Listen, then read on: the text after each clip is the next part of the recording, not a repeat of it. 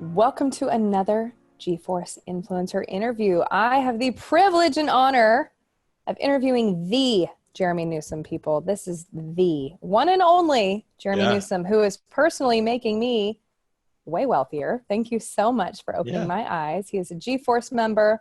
He gets on our calls every week and tells us the down and dirty about how to build wealth for good using the asset class of stocks. So Jerremy, you're amazing. I'm going to tell you all a little bit more about him. This man is a bottle of energy, and he has such a zeal for life. He's one of my new favoritist people in the world, and I'm so happy to have you. So over the last 6 years, Jerremy has built a reputation as one of the foremost pioneers in fiscal therapy. I have you explain that in a little bit. Yep. His vigor and drive for helping communities, families, and individuals grow their financial literacy is second to none. Jerremy was able to create and launch a company called Real Life Trading back in November 2014. This starting point has allowed him to assist and enrich tens of thousands of lives while also growing the company organically to a 7-figure business. Congratulations, Jerremy. Thank you. Thank you You're so much. amazing. Thank you. I really appreciate that. Thank you. Tell me a little bit more about fiscal therapy. What is Fiscal therapy? You know, it kind of happened by accident because I work with a lot of traders from all over the world, kind of like on a one-on-one basis. And a lot of times what I'll end up doing is just talking them through their thoughts and processes about money is what it eventually came down to. Like I got a text like 3 hours ago from a coaching student. His name is Lauren, lives in Canada. And he was like, hey man, I just increased my trades. Like he was doing really good for the last 3 months and he increased his risk level.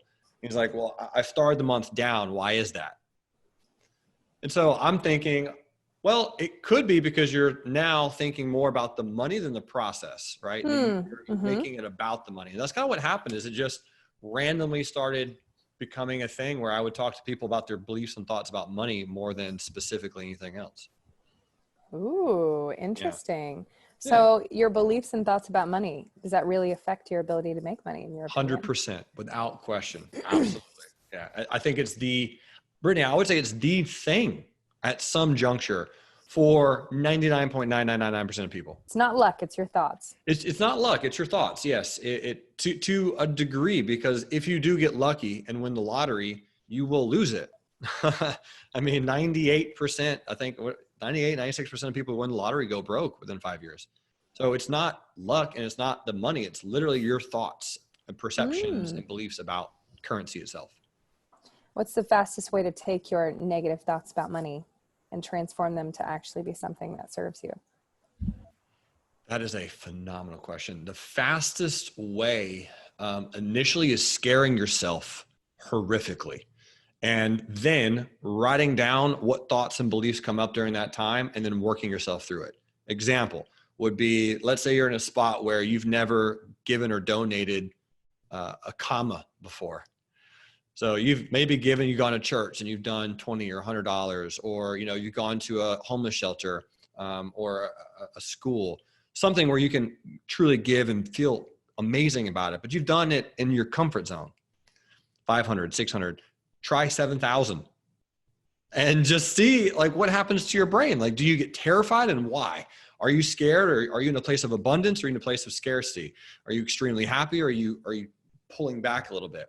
And that is a great moment, great time to really find out how you can start shifting and making that happen.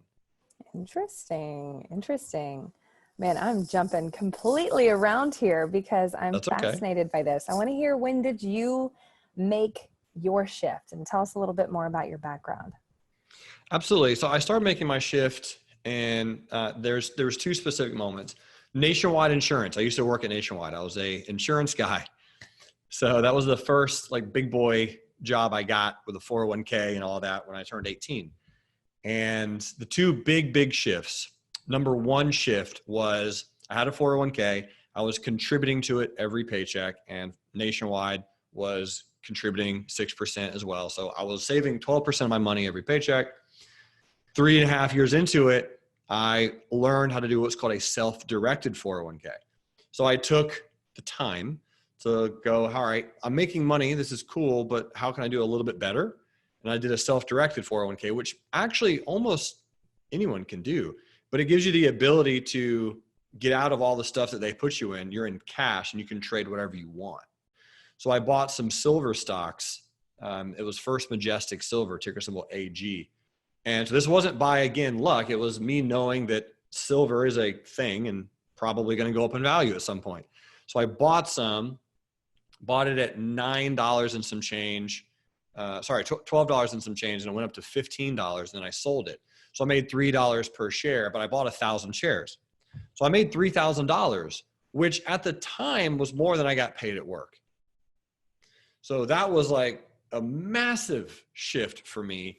I'm sure. Yeah, no one had ever told that it was possible for me to make more money in the stock market than working. And I didn't actually have to work for that money. And that whole process took hours, right? Hours of time, 2 or 3 hours of time to make that amount of money. And then over here, I'm working 40 hours a week for less than that. Big, crazy shift. The second one, I was elected as a certain program, and I got the opportunity, which I'm very thankful for, to do a job interview with the CHO, Chief Human Resource Officer of Nationwide.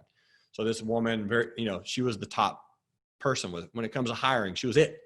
So she would do these interviews, and she asked me, what do you want to be in Nationwide? Like, what's your goal? What's your objective? And I told her I wanted to be CEO.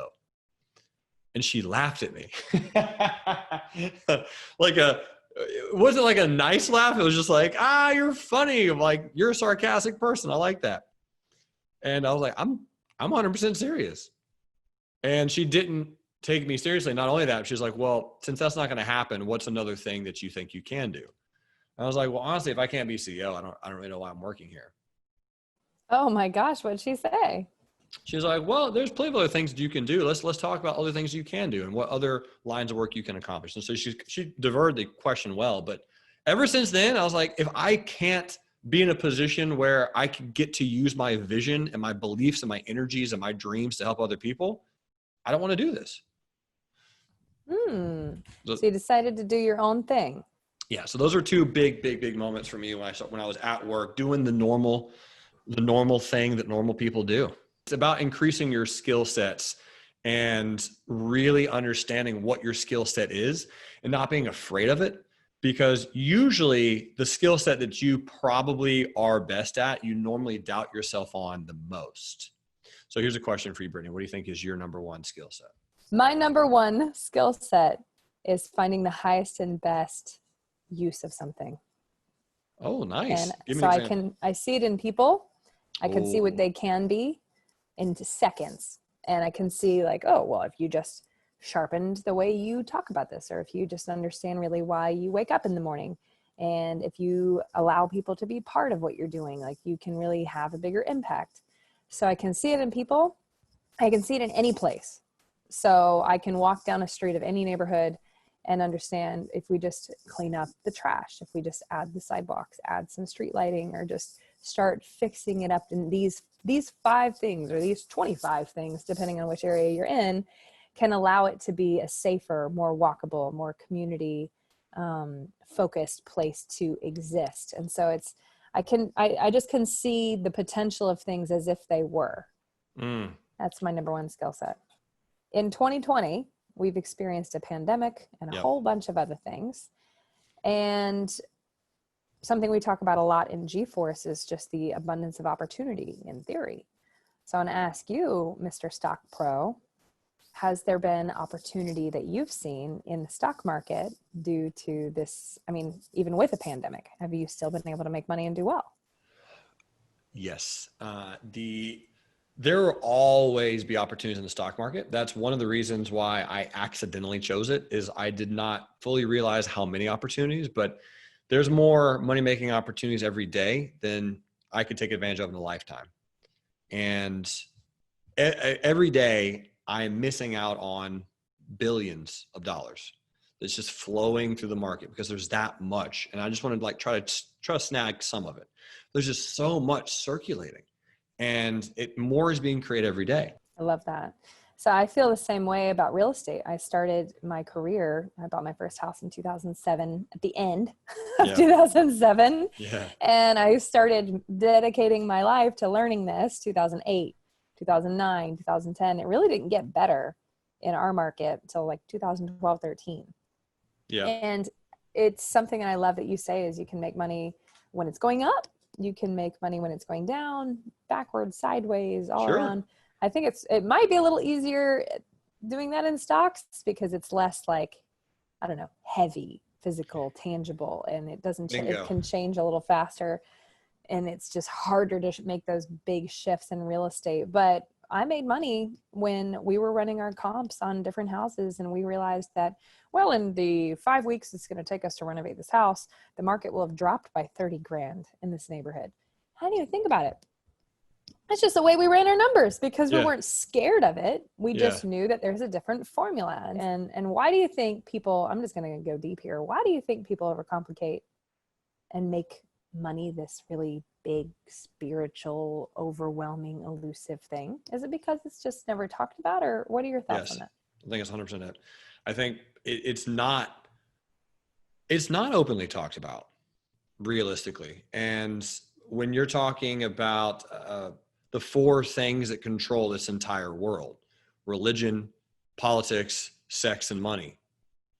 Those four things are generally kind of like, more or less hush hush, unless you're a professional at it. And I'm not a professional. I don't know anything about those four things. So why should I talk about it? It's like all four of those things control your life dramatically. Like that's 99% of your life are those four things. So in my view of the world, and I think you're absolutely right. We just are not educated on it for a very long time, because up until, I would say, 200 years ago, it wasn't necessarily as fluid as it is right now. And your biggest concern wasn't money. Your biggest concern was living. So now living is easy. Like you can live, like you're going to live for a while. And now you just have to solve the money problem. If you solve the money problem, you can live longer. Ooh, I like it. That's good. It's really not as complicated. That, I think, was my biggest awakening from going from where, I mean, completely broke, living in my car, and just, I had it in my head that no matter what, I couldn't make more than $2,000 a month. Like that was the cap. Doesn't matter how hard I worked, how many jobs I worked, I wouldn't make more than $2,000 a month. And my realization, it was just that it's not that difficult. You just have to learn the pieces and put them together. Stop being emotional about it. Just put the pieces together. And that's what I love about your money grows on trees concept, which is it's just not that hard, right? Exactly. I mean, when I was 7 or so, when I was 6 years old, that was the income, the resources, the skills that I had. I just kind of naturally blended it all together to make money to buy shares of Apple because of the movie Forrest Gump. It was like, yeah, well, Forrest is doing it. I want to do it because he doesn't have to worry about money anymore. Really? And I don't want to have to worry about money anymore. So I went and picked blackberries and sold them door to door. Right. And that was my natural gift, is I've never really been afraid of rejection. So I will go and ask questions, talk to people. I don't really care. That's an amazing gift. I'll go and do that. So selling the blackberries, $1 a bag, undercutting the supermarkets was not a bad idea. And plus, I'm 6 years old, no shirt, no shoes, and jean shorts. Like, I'm going to close you. Oh my gosh, that is so funny.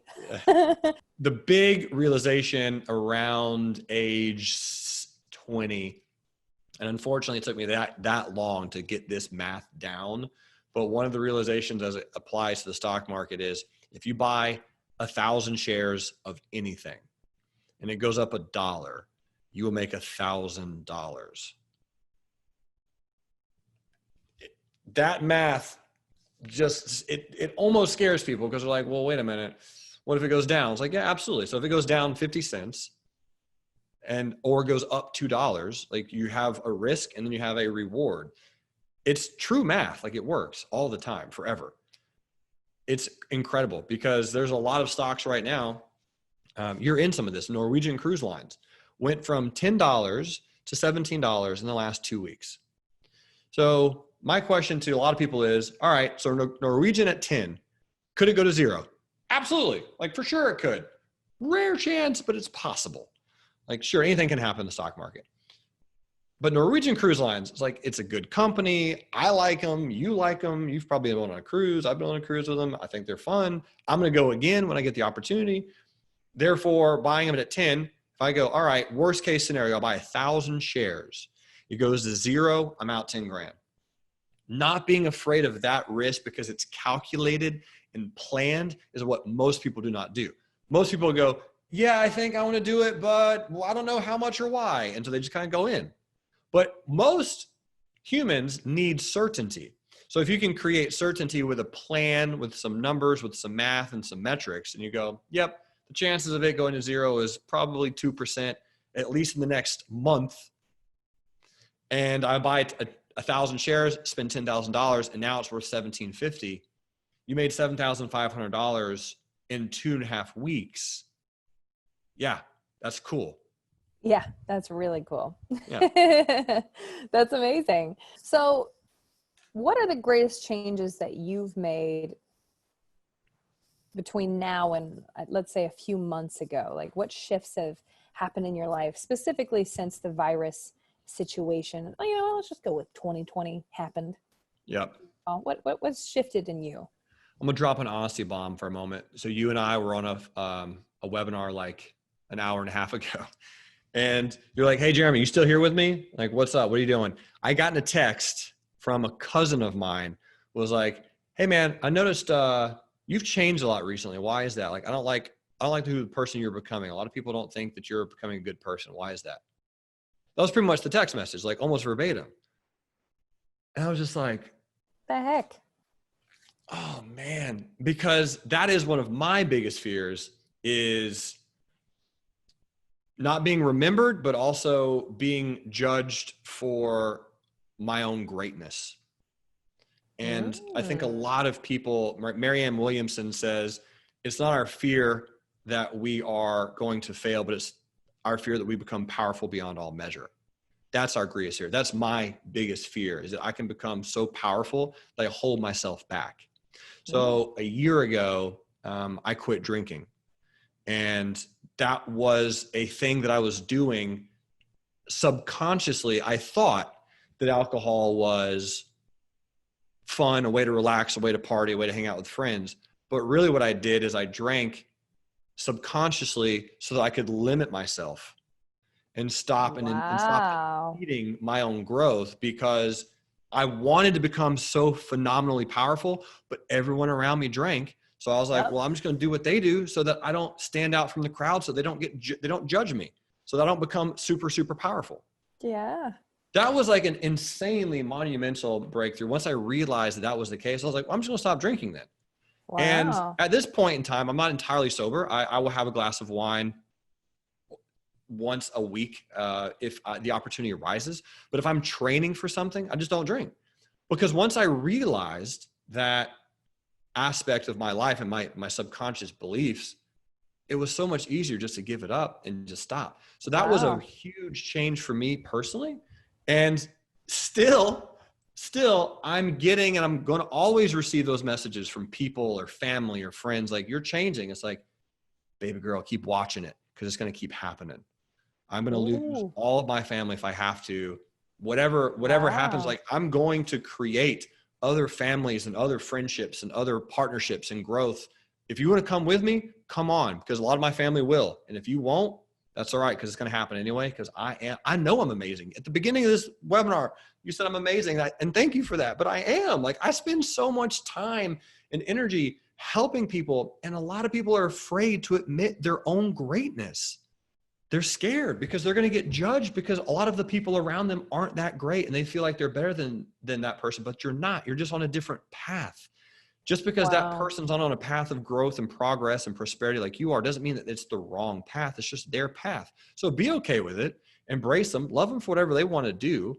But do what you want to do as great as you can possibly do it. That is so true. Oh my gosh. You just made me think, okay, what am I doing that's like that? And I'm like, I have a whole list of stuff that hides my greatness. Why? Because I want to have friends. And it's like, why are you hanging out with peasant friends? Yeah. Why are you doing that? Why do you think you need these kinds of friends? And I think that's one of the top successful, the rise to success issues is it's almost like clockwork. It's like, all right, people are like, you wake up like, I need more out of life. I can do more. I can help more. I can be more. Why not be this person I really want to become that I'm capable of? So you start to wake up and you start to change your habits. Then everybody starts testing you and saying, who are you? Who are you? Are you really this person? Da, da, da, da, da. And then you have to prove, am I this person? Yes, I am. Yeah. Okay. And it takes a long time. But when you brought that up, I'm like, I think one of my things is I almost feel I've had a very hard journey, but I almost feel like if it's not horrible, I didn't deserve it. Mm. Does that make sense? Oh, it makes tons of sense. It has been horrible. Yeah. It really has. I'm not going to lie. It's been horrible. Most of the time, this has been a really tough journey. Yeah. And I think it's because I allowed, well, first of all, I didn't trust my gut and I would allow greedy people to stay around instead of just knowing that they're bad. Just leave them. If you're a give operating person, then don't hang out with greed operating system people. Yeah. So I don't know. You woke me up. I'm going off on a tangent. Well, the reason I brought it up is because I also Wow. want to say thank you for being a good enough friend where you're like calling me out of my BS. Like, hey, bro, pay attention. We got stuff to do. So thank you for that. Because really, yeah, you're right. Like, I need to be in it. I was just like, really? Like, really? Like, you're going to text me that right this moment? Like, that's so interesting because I'm posting a lot of things on Facebook because I'm crushing it right now. Like the whole not drinking thing, I can wake up at 5 a.m. after going to sleep at 2 a.m. No problem. It's harder when you're drunk. Absolutely. I hate hangovers. So not having a hangover is phenomenal. All right. It gives me so much time and energy. And by the way, when I drank, I still had this much energy, but I just wasn't as happy because it was just a depressant. I mean, that's what it does is it literally depresses you.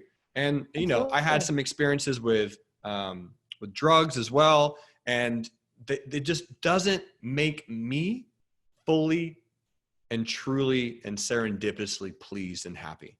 So I just started cutting all of those things out of my life. And like you mentioned, Britnie, it is so ultimately terrifying to say, listen, person, I don't want you in my life anymore because I don't value the same things that you value. I'm not saying that you're a bad person. I'm just saying that I'm going on down a different path.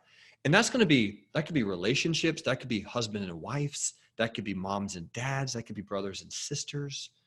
That could be all kinds of things. And I'm not going to go massively into it in this particular session, but that was the first 24 years of my life. Right? The first 24 years of my life, I grew up in a Christian cult. And I had all of these subconscious beliefs like pounded into my brain about death and morbidness and things that all the people aren't going to make it and just all this horrific, terrible events that are going to unfold that never are going to unfold. It's just not going to happen because God is love. So God's not going to allow all those bad, terrible, frustratingly awful things to occur to 99% of the planet. Once I started really breaking through that, oh man, my wings have started to get spread and I'm just having a blast pushing my body and my mind and my business and my friends and my team to see where we can go, what we can do together. I love it. And I'm excited to be one of those people on your team. You're change it. You're amazing. We're going to be doing a full podcast together, people. This is going to be awesome. We're calling it From Broke to Woke. It's going to be so good. And it's going to be an expansion of this. It's going to be so good. I'm just so excited about it because you don't know the things I've written down on some of my journals and lists and plans. I love doing podcasts. It's one of my favorite things. And I love doing it with people that excite me, that are smarter than I am, that are richer than I am, stronger than I am, faster than I am. I think you're all those things, right? Thank you. I'm taller than you. I got that one thing down. Boom. I'm 6'3", so... Ladies and gentlemen, you got to surround yourself with people who just ignite the very core of your beliefs and push you to past your greatness to where you're terrified, where you're scared, and worried that you're not going to make it, get around those people and be afraid, be terrified, get in some some fear, some pain, embrace it, and you will grow. Growth will happen. I call it picking your village. So if you are going to be, everybody knows the equals of everybody around you, blah, blah, blah. You're going to be the average of the 5 closest people around you.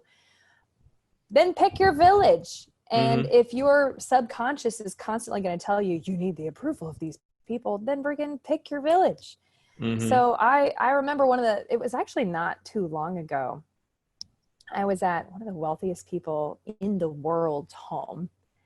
And I felt like such a peasant. I had to like go sit in a room by myself, and it was fine. It wasn't about money, but it was like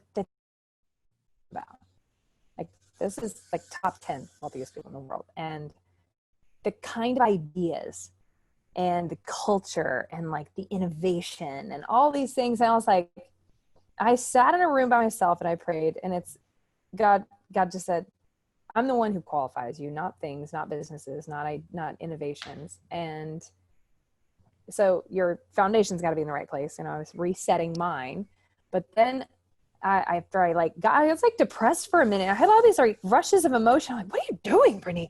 But then it just snapped. It broke off of me, and it was like, this is possible. I went through this like range of emotions of like, I'm not enough. And then it went to, now this is possible. You can do this too. You can do this too. And it wasn't about wealth. It was about the bridge that these people were creating for humanity. Right. Bingo. It was so amazing. They were taking so many resources and helping people who have nothing all over the world. Right. And it was like one family, really one person, which has become one family. And my gosh, what you can do with more resources if you recognize this has never been about stuff. You can't take anything with you, so it's all BS. It's all fake. Yeah. Money's fake, stocks are fake, it's all fake.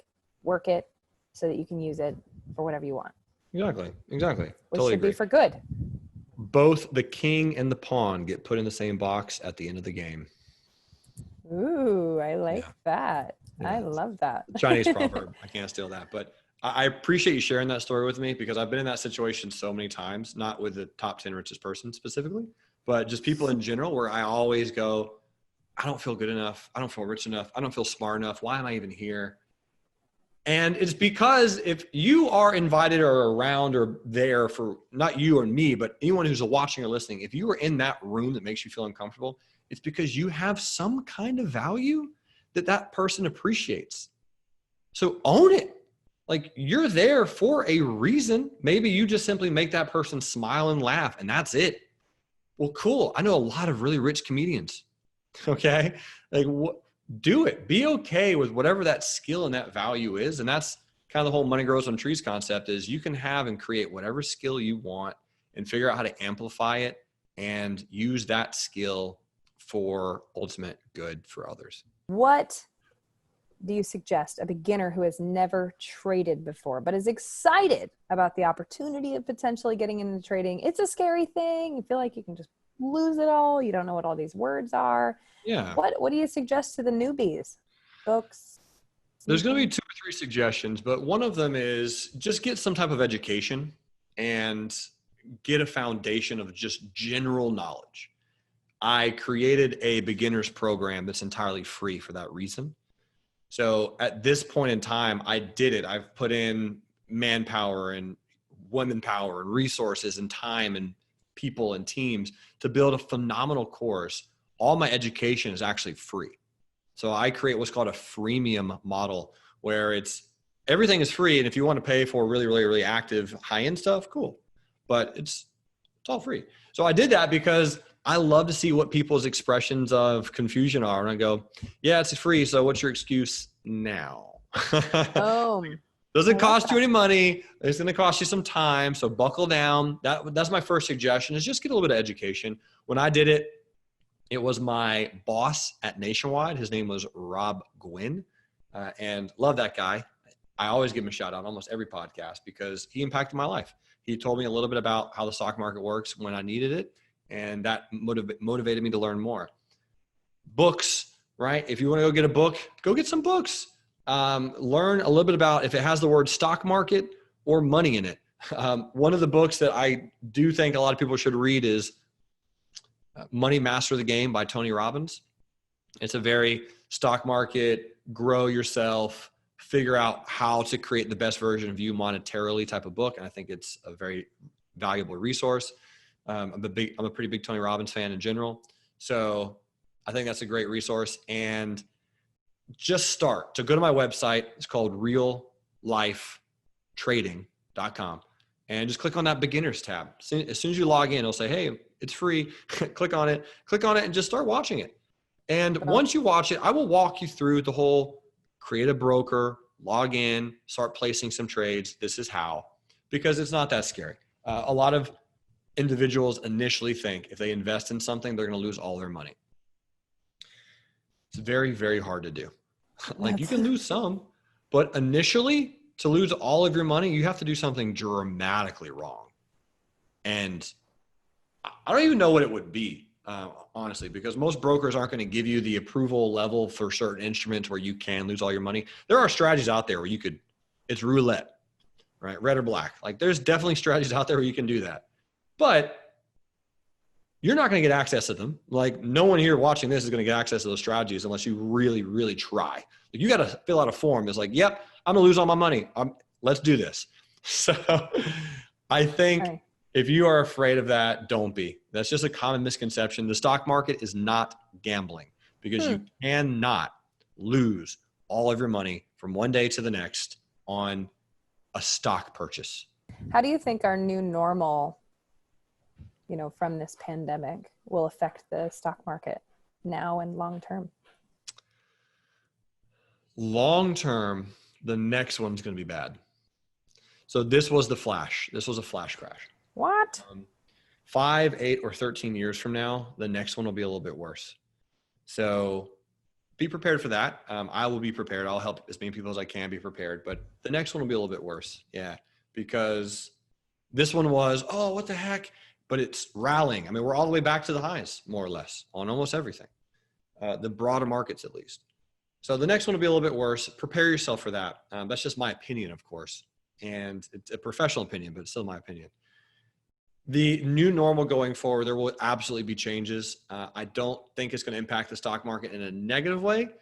I simply think that you're going to want to focus on companies that are going to make more money from people being at home, whatever those companies are. So Facebook, #no-brainer. Okay. They own Instagram and WhatsApp and tons of other companies, and millions of people are going to be on them every single day. Netflix. I mean, yes, absolutely. Apple, of course. Zoom, sure. Work, ticker symbol WORK, which is Slack. Yes, why not? When we start focusing on these new companies, I think for the next 5 or 6 years, there's always cycles. You mentioned earlier, Britnie, oil. Yeah, it stopped being cool a while ago. So there's going to be cycles where these things are cool and then they stop becoming cool, and that's okay. And then we start flipping into something else, and these tides and cycles will occur. But for the most part, focus on companies that are going to make money from people being at home. So what do you think the blessings in disguise have been from this whole thing? I love this blessing in disguise. I mean, people are getting so much more time to spend time with their family and kids, their family, husbands and wives, kids, family, friends. You're staying at home, which is what most people want to do anyway. 99% of the people I talk to are like, I would just love to trade the stock market full time and not have to go to work. Well, you can do that now. 99% of the people he knows are real country. I only work with super Southern people. Generally though, yeah, most people want to work from home full time and be home with their family. So it's like, all right, well, here's your opportunity. Let's do it. I think that people have had a real opportunity to reset and ask themselves, what matters most in life? What do I really want? What doesn't matter that I thought mattered? What do I need to drop? What expenses are no longer important? All that stuff. Agreed. All right. Last question for you, sir. Okay. Let's hear it. How do you think people can be a force for good during this time? The way people can be a force for good is by realizing that life is love, is an expression of love. Be as loving as you can. Understand that everyone's going to have challenges and struggles that you're not going to be aware of, and it's okay. Figure out a way to either give people a virtual hug or a giant smile. Shine a bright light of positivity into their life. because that is a force for good. There's no one in my entire life that's ever been like, hey, Jerremy, I hate your smile and your hugs. Leave me alone. So be as happy as you can. This is your time and opportunity to just embrace and embark on your own journey and your own path of light and love for the world. You are amazing, sir. Thank you so much. My pleasure. You're Thank the you, best. everyone, for being here. We're going to put all the links in the bottom here. You guys follow us. We're going to have a podcast coming out soon. Jerremy, you're the best. Follow everything he does. Read all his stuff. It's amazing. You're amazing. Have a great day. Thank you, guys.